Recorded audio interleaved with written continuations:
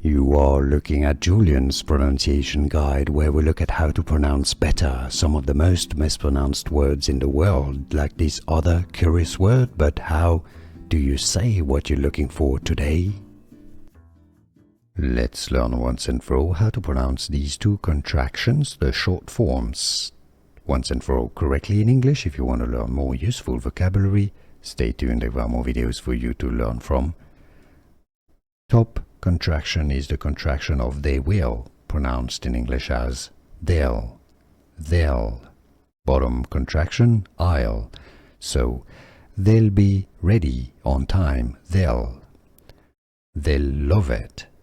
The bottom word, I'll love it. I'll be alright, I'll. I will or I'll. They will or they'll.